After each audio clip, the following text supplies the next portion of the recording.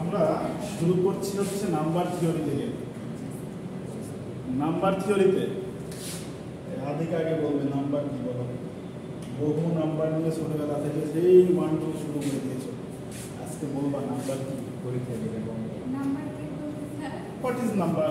এই যে 1 2 3 okay fine, একটু বুঝে হবে 1 2 3 গেলে এক্সাম্পল হলো তো sir this are the number, but how to understand this are the numbers এর মতো ফয়সাল স্যার যে চিহ্ন কোনো কিছুর কোয়ান্টিটি যে সিম্বলগুলো আমাদের দৈনন্দিন জীবনে কোনো কিছুর কোয়ান্টিটি স্যার যে সিম্বলগুলো সংখ্যা লাগে সেটা কোয়ান্টিটি পরিমাণ কাছাকাছি আসছে না, একটু ভালোভাবে এক্সপ্রেস করা যাবে না, একটু এক্স্যাক্টলি ভাবে ডিফাইন করা দরকার। সামি কতগুলো অঙ্ক পাশাপাশি বসে অঙ্কই তো না। ওর এই কথা আমার কি মনে পড়ছে না, ছোটবেলায় পড়তাম কতগুলো ওয়ার্ড পাশাপাশি বসে একটি সেন্টেন্স গঠন করে। একটা জি স্যার নাম্বার গঠন করেছে কতগুলো অঙ্ক পাশাপাশি বসে স্যার শুরু থেকে নয় পর্যন্ত আচ্ছা, স্যার অঙ্কগুলো আধিকারিক শিখে আসি যে স্যার এইগুলো হচ্ছে নাম্বার, তাই তো?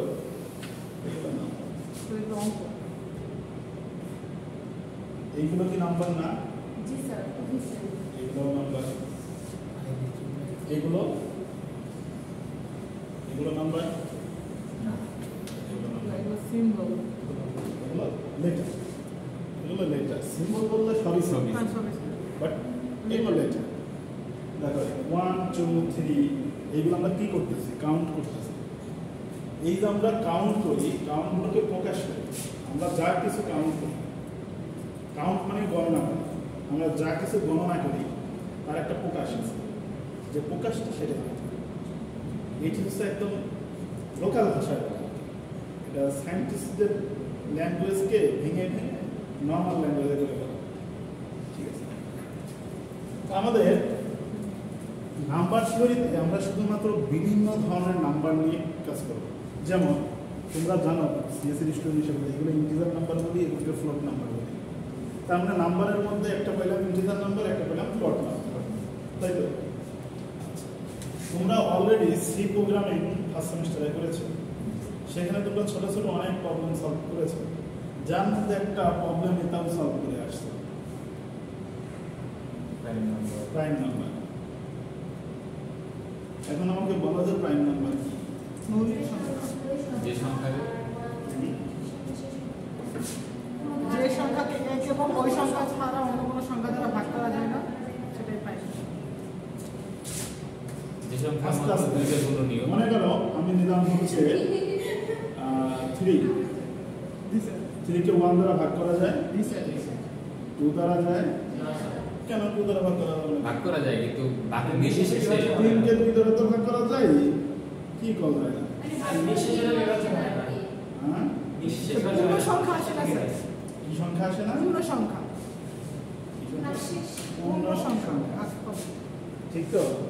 তাহলে প্রাইমের সংখ্যার মধ্যে তোমাকে এই শব্দটা অবশ্যই ইউজ করতে হবে, না হলে সংখ্যাটা অসংখ্য।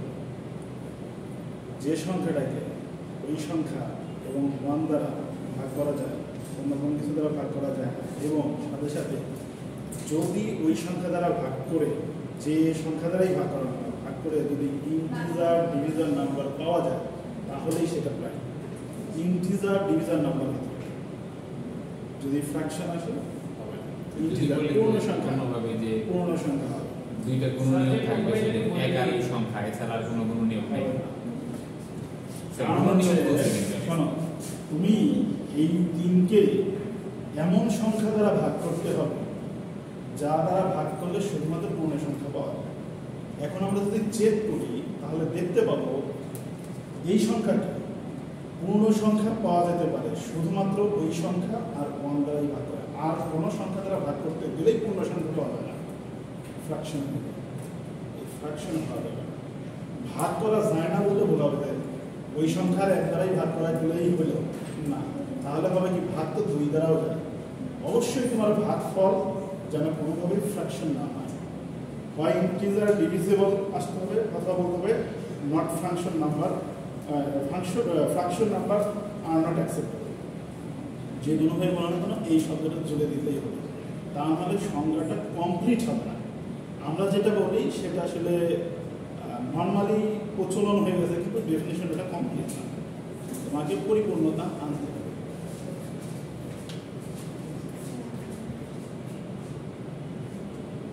কোনো প্রবলেম আছে সবাই মিলে দেন?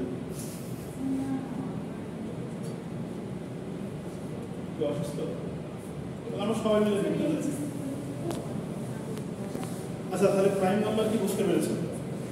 তার মানে আমরা যদি 27 লিখি, এটা প্রাইম নাম্বার না, না কেন না? সেটা এটাকে অন্য কোনো সংখ্যা দ্বারা ভাগ যায়, যেমন 3 দিয়ে ভাগ, 3 দিয়ে 9 দিয়ে 3 দিয়ে 9 দিয়ে, কিন্তু আমাদের বলা ছিল ভাগ যাবে, ইন্টিজার ডিভিজিবলও আসবে, কিন্তু কথা হচ্ছে শুধু ওই সংখ্যা আর 1 দিয়ে অন্য নাম্বার দিয়ে ভাগ করলে, যদিও দেখো এখানে 3 দ্বারা ভাগ করলে আউটপুট হিসেবে কিন্তু ইন্টিজার ডিভিজিবলই পাওয়া যায়, কিন্তু সংখ্যা আবার ঠিক আছে শুধুমাত্র ওই সংখ্যার 1, বাকিগুলোতে নেওয়া যাবে না। এরপরে আসো, তার মানে প্রাইম নাম্বারের ক্ষেত্রে তোমাদের যদি বলা হয় যে 7 থেকে 20-এর মধ্যে যতগুলো প্রাইম নাম্বার আছে লিখতে পারবো না? 4 করে লিখে টোটাল মানে count the total number of prime number between 50 to 100। এটাও দেখা যাবে স্যার। মানে কোশ্চেন কি ধরনের হতে পারে কিন্তু স্যার সেটা বোঝা যাচ্ছে। এরকম দিলে স্যার 1,500 থেকে কেন দেওয়া হবে? এটাও বের করা সম্ভব, কিন্তু স্যার একটু কষ্ট হবে। এখন আমাকে একটা প্রশ্ন উত্তর দাও, সব সাইতে বৃহত্তম ইভেন প্রাইম নাম্বার কোনটা?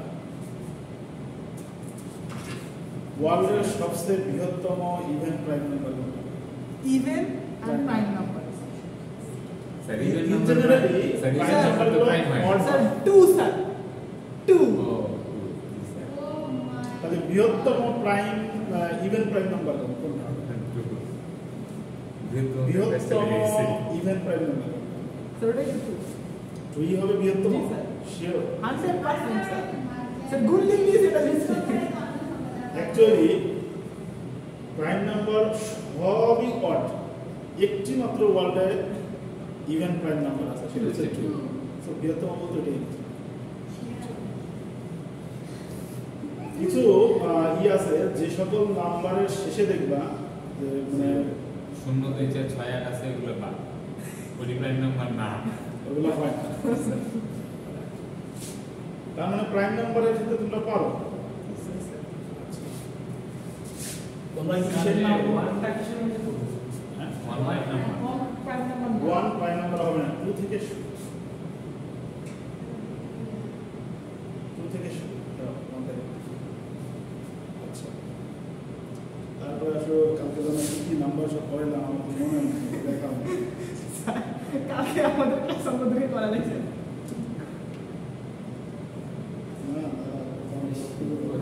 না চিন্তা আমারও করতেছে আর আসলে। এদের লোকজন কই থাকে বুঝলাম, একদিনও পাইলাম না। আচ্ছা, আমাদের কি মনে আছে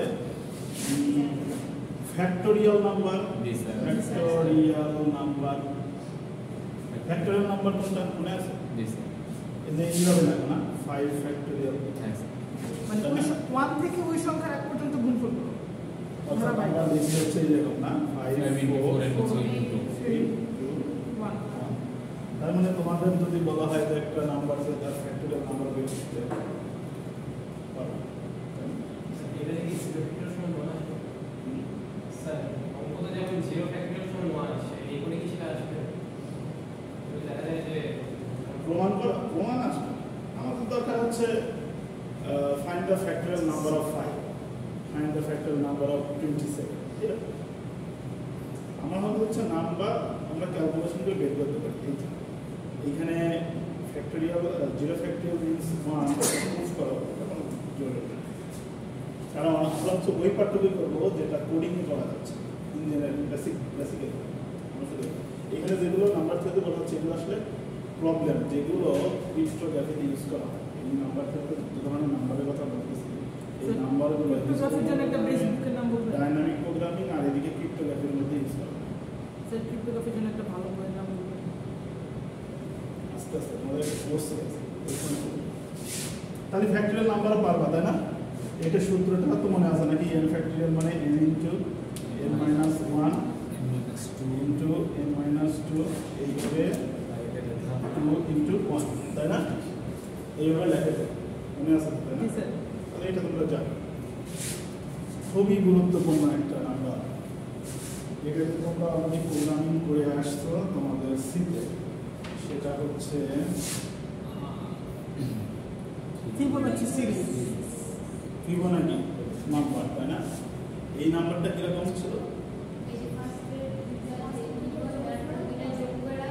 দুইটা, প্রথম দিকে যোগ করে পরেরটা আসবে। প্রথম দুইটা কি ফিবোনাচি নাম্বার? 0 1 01 ফার্স্ট নাম্বারটা ছিল সেকেন্ড 1। এরপর থেকে তোমরা জানো যে পূর্ববর্তী নিকটের সবচেয়ে নিকটের পূর্ববর্তী দুইটা নাম্বারের যোগফল করে করে বাড়তে থাকে। যেমন এই দুইটা যোগ করলে আসবে 1, এরপরে দুইটা যোগ করলে 2, এরপরে 3, 5, 8 এইভাবে পাই, তাই না? তো এই দুইটা কিন্তু ফিক্স, আমরা জানি যে ফিবোনাচি নাম্বারের ইনিশিয়াল দুইটা নাম্বার যখন n এর মান 0, ফিবোনাচি নাম্বারে n কিন্তু যখন 0 হয় আর 1 হয়, এই দুইটা 0 1 এইটা জানাতে ফিক্স। ভূমিকম্প হয় না। এই আসলে এটা কাটতেছে না কোন জায়গা? আরে উপরে দৌড়াচ্ছে। না না, নিচে নিচে নিচে স্যার কাঁপতেছে। আসলে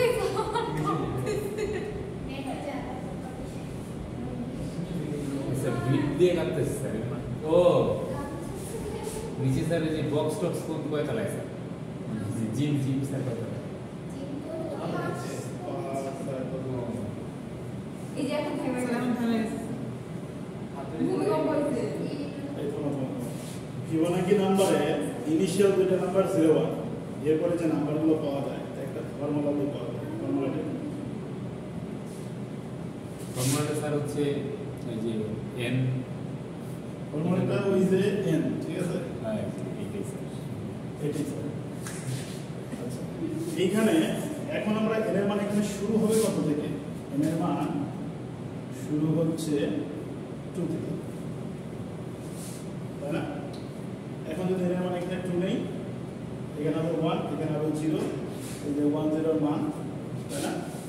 এখানে হচ্ছে f of 2 মানে f of 2 minus 1 plus f of 2 minus 2, f of 1 plus f of not, f of 1 এর ভ্যালু 1 plus 0 পাবো হচ্ছে 1।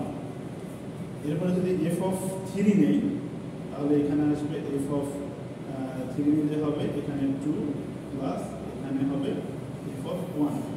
f of 2 এর মান 1 আর f of 1 এর মান এখানে দেওয়া আছে 1, যোগ করলে হবে 2, তাই তো?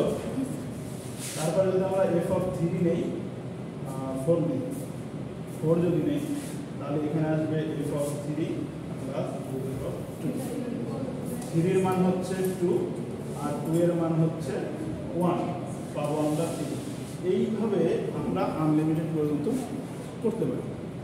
পরীক্ষায় যদি তোমার কোশ্চেনটা এইভাবে করা হয়, find the Fibonacci number between 7 to 10, question করা হয়েছে find the Fibonacci number between 7 to 10।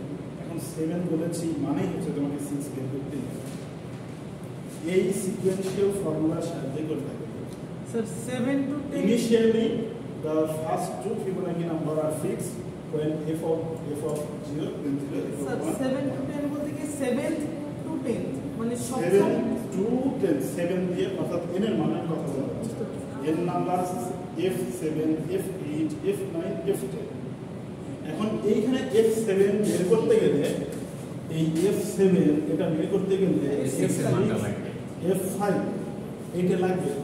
R f5 f6 তুমি এইভাবে বের করতে হবে না, তোমাকে সূত্র দিয়ে বের করতে হবে। স্যার 1 থেকে শুরু করে 6 পর্যন্ত সবই Of লাগে। course, এইখান থেকে শুরু করে তোমাকে এই সব করে যেতে হবে। কারণ হচ্ছে তুমি 7 থেকে 10 এর মধ্যে বের করতে বলেছি, তুমি f6 আর f5 এর মান কোথায় পেলে? তাহলে আবার 4 তোমাকে বাধ্য হয়ে অ্যাকচুয়ালি বের করে আসতে হবে। এই জন্য তোমাকে আমি কোশ্চেনটা বললাম। স্যার হাতে না পেরে কোডে 2 লাইন লিখে বলে দিলাম যে এই কোডের মাধ্যমে পাই। দেখো আমরা জানি যে পায়ের মান 3.1415, তাহলে আবার লেখার সময় নোট দিতে হয় না।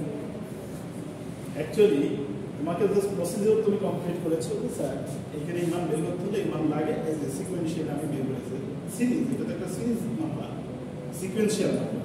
তো তোমাকে বাধ্য হয় সিকোয়েন্সিয়াল নাম্বার সিরিজ নাম্বারের কিন্তু সিস্টেম নেই। তুমি যদি সিকোয়েন্সটা ধরতে চাও তাহলে স্টার্ট থেকেই ধরতে হয়, মাঝখান থেকে কোনো সিকোয়েন্স শুরু করতে পারে না। তো মানে বাধ্য হয়ে তোমাকে বলতেছে 1 থেকে 6 পর্যন্ত বের করে তারপরে 7 থেকে 7 বের করতে হবে। একই জিনিস ক্যালকুলেশন শুরু করে স্টার্ট কিছু না, আর পারবা কঠিন হওয়ার কথা না।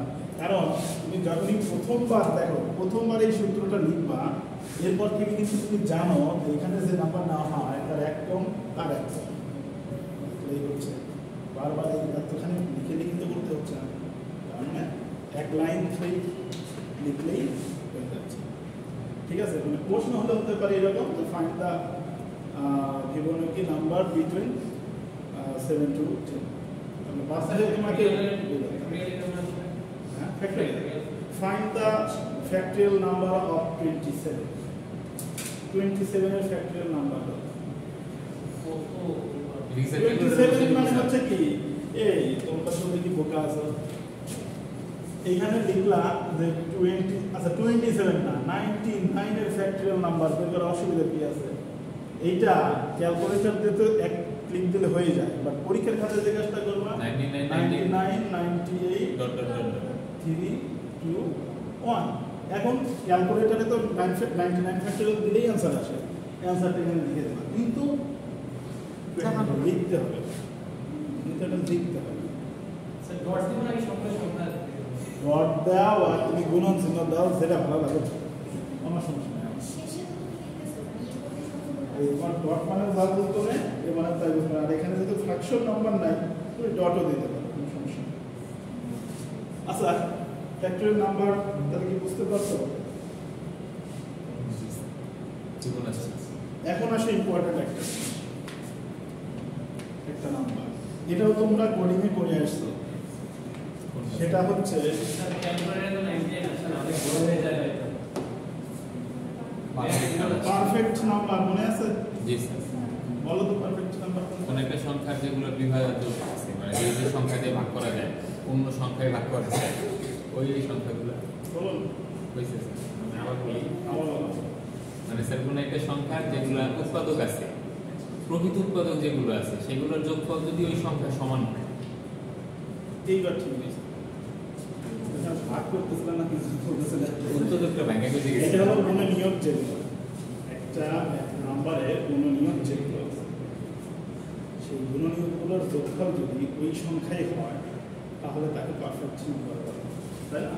যেমন ধরো হচ্ছে 6, আমরা এই 6 কে যদি 1 2 3 এরকম আসে, তাই না? আপনি এখানে নাম্বার আসে 1 থাকে, 2 থাকে, 3 থাকে। শর্ত হচ্ছে ওই নিজের সংখ্যাটা নেওয়া যাবে না, তো সবগুলো মানে যে সংখ্যাটার আমরা পারফেক্ট টেস্ট করছি ওই সংখ্যাটাকে নেওয়া যাবে না। তার মানে হচ্ছে তার যে গুণনীয়কগুলো থাকলো 1 অলওয়েজ সবার সাথে থাকে 1, আর এখানে আছে হলো 2 আর 3, এদের যোগ করে পাচ্ছি হচ্ছে 6। So 6 is the perfect. কতগুলো সংখ্যার সমষ্টি এবং গুণফল যদি একই হয় তো গুণফলের অ্যান্সারটা কি স্যার? কতগুলো সংখ্যার যোগফল হবে না, এগুলো সব গুণনীয়কই হতে হবে। স্যার ওই সংখ্যাগুলোই তো স্যার গুণনীয়ক হবে। তোমাকে গুণনীয়ক শব্দটাই ইউজ করতে হবে, যে কোনো সংখ্যা হলেই তো হবে না, ওই সংখ্যার শুধুমাত্র গুণনীয়কগুলোই হবে, যে কোনো সংখ্যার শুধু গুণনীয়কগুলোর যোগফল। তবে এই ক্ষেত্রে আবার ইয়ে হয়, একটি সংখ্যা নিজের নিজের গুণনীয়ক হয়, কিন্তু ওটা নেওয়া যাবে না। নিজ সংখ্যাটাকেই নেওয়া যাবে না, শুধু তার নিজ সংখ্যা ব্যতীত বাকি যে গুণনীয়কগুলো আছে, গুণনীয়ক শব্দটা অবশ্যই তোমাকে বলতে হবে, কারণ নাম্বার যেগুলো যোগ করবে সেগুলো গুণনীয়ক নাম্বারই হইতে হবে, যে কোনো নাম্বারই নেওয়া যাবে না। এটা হচ্ছে পারফেক্ট নাম্বার, ঠিক আছে? এই ক্ষেত্রে খেয়াল করি আমরা, সেটা হচ্ছে দেখো আমরা কি করলাম, একটা নাম্বার নিলাম 6, এটা হচ্ছে আমরা ধরে নিলাম যে গিভেন নাম্বার, এটা 6 দেওয়া আছে। এই নাম্বারের গুণনীয়কগুলোর যোগফল যেটা পাচ্ছি এটা আউটপুট, এটা ধরে নেওয়া আউটপুট। তাহলে আমরা গিভেন নাম্বার থেকে একটা আউটপুট নাম্বার পেতে পারি, আউটপুট নাম্বার পাওয়ার প্রসেসটা কি? প্রসেস হলো কি এইটা, গুণনীয়কগুলোর যোগফল। যদি গিভেন নাম্বার তার আউটপুট নাম্বারের সমান হয় তাহলে সেটা পারফেক্ট। সেটা পারফেক্ট নাম্বার। এখানে আউটপুট নাম্বার কিভাবে পাবো? গুণনীয়কগুলোর যোগফল। খেয়াল করো, এবং এটা যদি সমান হয় আমরা এটাকে পারফেক্ট নাম্বার বলছি, তাই তো? আমরা একটা নাম্বার নিচ্ছি 9, আর একটা নাম্বার নেই হচ্ছে 30, স্যার 12 দিলাম, 12 দিলাম। আচ্ছা, 9 নেওয়ার কারণে এখানে হবে 3 3, তার মানে এখানে যোগফল হবে 1 প্লাস 3 প্লাস 3, কত হবে? 7। আর এখানে যদি 12কে নেই 2, তাহলে 6 2 3, তার মানে হবে 1 প্লাস 2 প্লাস তারপর হবে 3 প্লাস 4 প্লাস 6 না 6, ও হ্যাঁ 6 না, তাহলে এখানে যোগফল হবে 10 15 16। এখানে খেয়াল করে আমরা বলছি গিভেন নাম্বার আউটপুট নাম্বার সমান হলে পারফেক্ট। এইখানে গিভেন নাম্বার 12 আউটপুট নাম্বার 16, তার মানে ব্যাপারটা এরকম। আর এইটার ক্ষেত্রে খেয়াল করো, ও এটাতে একই হতো। আমরা একটা অন্য নাম্বার নেই, যেরকম ধর হচ্ছে এটা ছোট স্যার, আউটপুট এটা ছোট, নাম্বারটা ছোট। আচ্ছা। এটা হচ্ছে গিভেন নাম্বার 9 গ্রেটার দেন 7, জি স্যার। আসছে না? এখন আমাকে বলবে তাহলে এই নাম্বারগুলোকে কি নাম্বার বলে? এই নাম্বারগুলোকে কি নাম্বার বলে? পারফেক্ট না। একটা হলো লেস দেন আছে, একটা গ্রেটার দেন আছে। যদি গিভেন নাম্বারটা আউটপুট নাম্বারের চেয়ে কম হয় তাহলে এইটাকে বলা হয় অ্যাবান্ডেন্ট নাম্বার। আর যদি গিভেন নাম্বারটা আউটপুট নাম্বারের চেয়ে বড় হয়ে যায় এটাকে বলা হয় ডেফিসিয়েন্ট নাম্বার। অর্থাৎ গিভেন নাম্বার আউটপুট নাম্বারের সমান হলে perfect number, given number output number চেয়ে ছোট হয়ে গেলে অ্যাবান্ডেন্ট নাম্বার, আর যদি গিভেন নাম্বার আউটপুট নাম্বারের চেয়ে বড় হয়ে যায় তাহলে আমরা বলবো ডেফিসিয়েন্ট নাম্বার। ঠিক আছে? মনে হচ্ছে এই দুইটার নাম শোনা হয়েছে না? না স্যার। পারফেক্ট।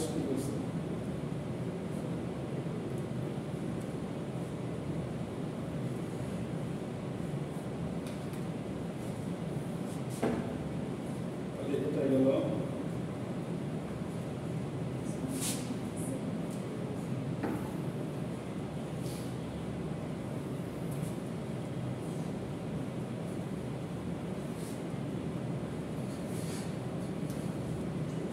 আর এছাড়া তো বেশ কিছু নাম্বার আছে অলরেডি তোমরা জানো তো মনে হয় এগুলো, যে রেশনাল নাম্বার, ইরেশনাল নাম্বার, এগুলো জানো? এই স্যার এটা বলুন। বাংলাতে একটু বলেন স্যার। মানে rational strong number rational number হচ্ছে যে এগুলো ইউ বাই পি যেগুলো হয় বিভাজিত ও মূলত সংখ্যা। মূলত সংখ্যা অনুমান রেশনাল নাম্বার, ইরেশনাল নাম্বার যেমন পাইয়ের মান, √2 এর মান, জি স্যার, এগুলো পাইয়ের মান, এগুলো কি ইরেশনাল নাম্বার বলে। নাম্বারের অনেকগুলো ক্যাটাগরির মধ্যে এগুলো একটা। স্যার মূলত অমূলত। হ্যাঁ যাই এরপর আসো, তোমরা এই জেড দ্বারা কি প্রকাশ করে, কি নাম্বার পূর্ণ বলে? সংখ্যার সেট। হ্যাঁ, পূর্ণ সংখ্যার সেট। আর এমনিতে জেড দ্বারা প্রকাশ করি জটিল সংখ্যা। এই ফাঁকা স্যার দেখতে পারি। কমপ্লেক্স কি জেড দ্বারা ইন্টিজার নাম্বার প্রকাশ করে, ইন্টিজার। পূর্ণ সংখ্যার সেট স্যার, আমি বাংলা কইছি। পূর্ণ সংখ্যার সেট। জি স্যার। পূর্ণ সংখ্যার সেট থেকে কোনটা? Integer, sir. ন্যাচারাল নাম্বার না, ওটা স্বাভাবিক সংখ্যা স্যার। স্বাভাবিক সংখ্যা। স্বাভাবিক সংখ্যা। তাহলে ওইটাকে এন দ্বারা প্রকাশ করা যায় না, ন্যাচারাল নাম্বার। আর দ্বারা Real রিয়েল number. নাম্বার কোনগুলো? যেসব সংখ্যা অবাস্তব পার্ট নেই। অবাস্তব পার্ট না, যেমন 1 2 3 4 সবই স্যার। 3.1। হ্যাঁ স্যার, এটা রিয়েল। আচ্ছা, এই ডাব্লিউ দ্বারা কি নাম্বার প্রকাশ করে? এই ডাব্লিউ আর এই এন, এই দুইটার ভিতরে কিন্তু স্যার ডাবলটা মনে হয় ঋণাত্মক নাম্বার স্যার। ঋণাত্মক সংখ্যা। স্যার হোল ডাবল সংখ্যা, জিরো সহ এর হোল সংখ্যা, জিরো এবং অল ন্যাচারাল নাম্বার, মানে জিরো এবং এন, এটা হলো whole number. Sir WH whole number, আর এন মানে হচ্ছে ইন্টিজার নাম্বার জানো তো, আর প্লাস দিলে এন প্লাস দিলে আমরা বলি পজিটিভ ইন্টিজার নাম্বার, তাই না? জি স্যার। সরি, জেড প্লাস দিলে আমরা বলি পজিটিভ ইন্টিজার নাম্বার, নেগেটিভ দিলে বলি নেগেটিভ ইন্টিজার নাম্বার। জিরোটা বাদ থেকে গেল। জিরো জিরো বাদে ওই -1 থেকে যত পিছনে যাবে। স্যার তাহলে কি পার্থক্য এটাই স্যার, হোল সংখ্যার মধ্যে জিরোটা থাকবে আর ন্যাচারাল সংখ্যার মধ্যে জিরো থাকবে না? এনের মধ্যে জিরো। এ তো অনেকগুলো নাম্বার জেনে গেছে। কোনটা? এখানে এখানে হচ্ছে এর গুণনীয়কগুলো 1 হতে পারে, 2 হতে পারে, 3 হতে পারে, 2 দুগুণ 4 হতে পারে, 3 দুগুণ 6 হতে পারে, কিন্তু কোনো অবস্থায় 12 নেওয়া যাবে না। গুণনীয়ক কতগুলো গুণনীয়ক পায় তাদের জন্য।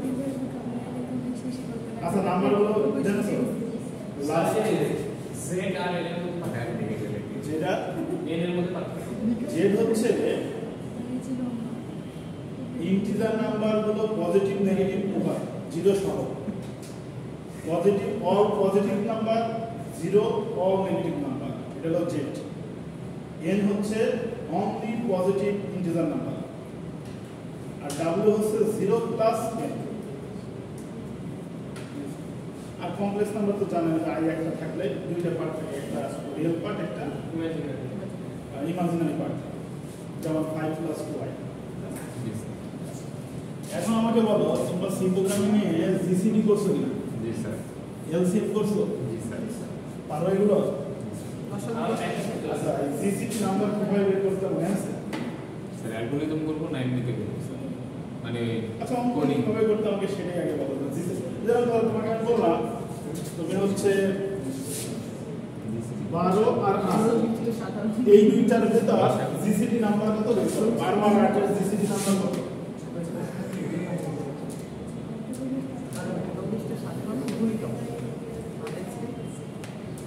এটাই করো, 12 আর 8 এর জিসিডি নাম্বার কত?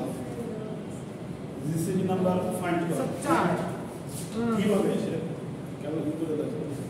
স্যার যে ইউটিলিটি পদ্ধতিতে সবথেকে ছোট জিনিস এটাই জানতে চাচ্ছিলাম, কোনো একটা মেথডে, যেটা হলো ইউক্লিডিয়ান মেথড, ইউক্লিডিয়ান মেথডে বের করতে অন্য মেথডে করলে হবে না স্যার? হবে, কিন্তু আমরা এখানে যেটা করবো সেটা হলো ইউক্লিডিয়ান মেথড।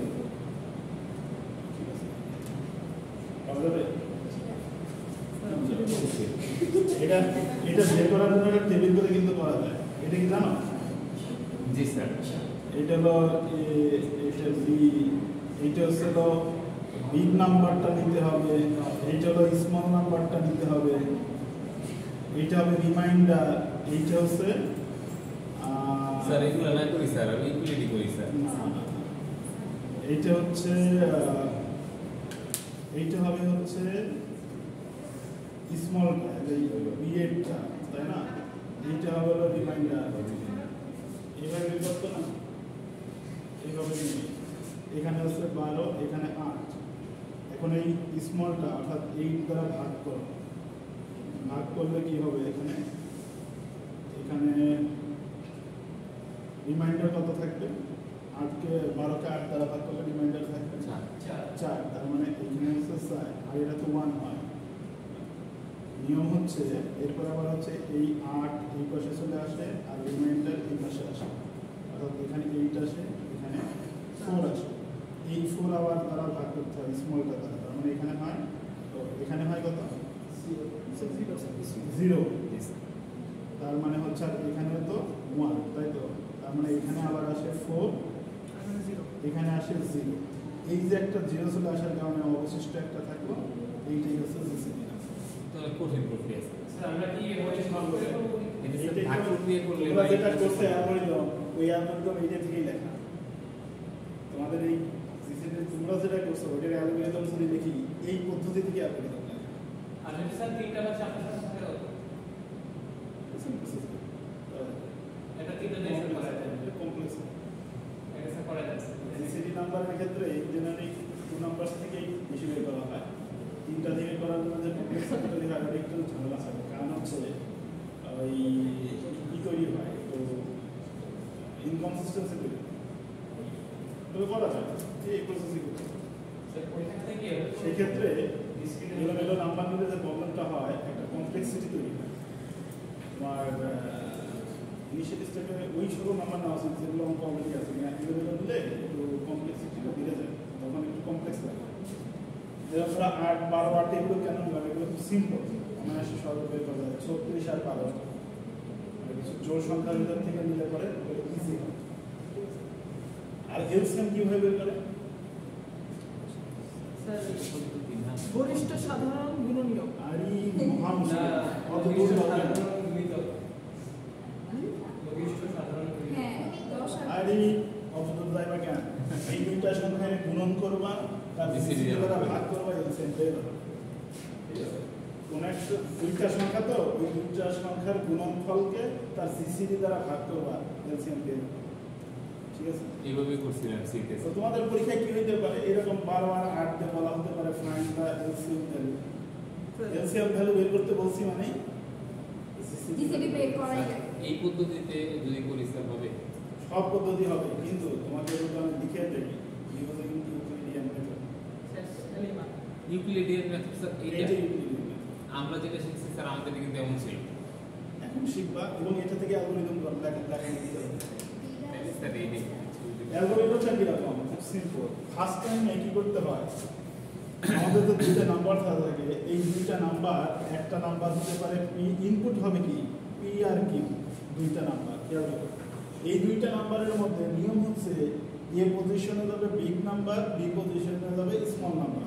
অর্থাৎ আমাদের যদি পি গ্রেটার দেন কিউ হয়, তাহলে পি লোড হবে এতে আর কিউ লোড হবে বিতে। এই কথা কি বুঝতেছো?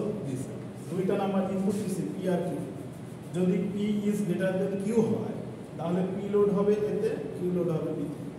এরপরে কি হবে দেখো, এরপরে কি হবে দেখো, এই স্মল টাইম অর্থাৎ এই বি, তার মানে আমরা কি করতেছি, বি দ্বারা এটাকে ডিভাইড করতেছি, তো তাই না? তাহলে এরকম যে বি ডিভাইড হচ্ছে এ, বি ডিভাইড না sorry A divide by B, A divided by B. এইখানে হচ্ছে আমাদের পাবো হচ্ছে যদি ই আসে, রিমাইন্ডার কি হবে জানো না, মডুলাস করে রিমাইন্ডার, হ্যাঁ। মডুলাস করে, তাহলে এ মড বি, যে নাম্বারটা পাবো সেটা হচ্ছে আর রিমাইন্ডার। এইটা আনটিল কতক্ষণ চলবে, যতক্ষণ পর্যন্ত না রিমাইন্ডার আর ইকুয়াল টু 0 হবে।